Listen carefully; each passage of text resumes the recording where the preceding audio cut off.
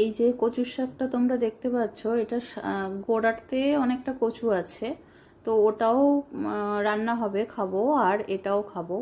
এবার অনেকেই বলবে যে বাপরে তোরা এই কী সমস্ত খাস।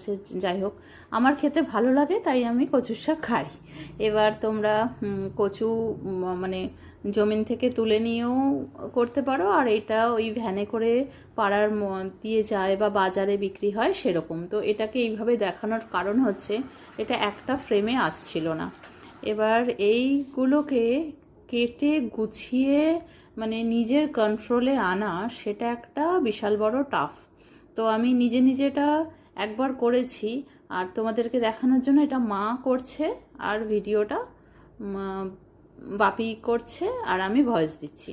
তো যাই হোক, কচুর শাকগুলোকে খুব ভালো করে পরিষ্কার করতে হয়, এবং তার জন্য মা কী করে, প্রথমে ভেজা ন্যাকড়া দিয়ে, টাওয়েল দিয়ে সেগুলোকে খুব ভালো করে মুছে মুছে মুছে মুছে তারপরে খোসা ছাড়িয়ে, ঠিক এরকম প্রসেসে।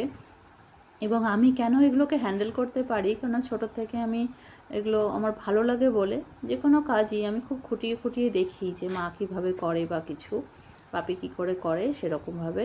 তো এই যে এইভাবে খোসাগুলোকে ছাড়িয়ে নিয়ে মা তারপরে এগুলোকে টুকরো টুকরো করে কাটে, তারপরে বড় ধামা বা ফুটো ঝাঁঝরি বা জল বড় গামলাতে করে তারপর সেগুলোকে ধুয়ে তারপরে রান্নাটা এবার তোমরা যেভাবে করবে। এখানে আমি তেলের মধ্যে নারকেল, ছোলা, চিংড়ি মাছ, রসুন, পেঁয়াজ অনেক কিছু দিয়েছি।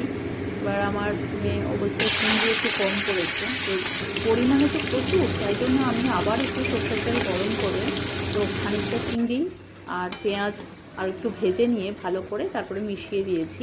এবার নুন, হলুদ, কাঁচা লঙ্কা দিয়েছি, লঙ্কার গুঁড়ো তো আমরা খাই না সেজন্য ইউজ করিনি। আর দেখো কীরকম হয়েছে।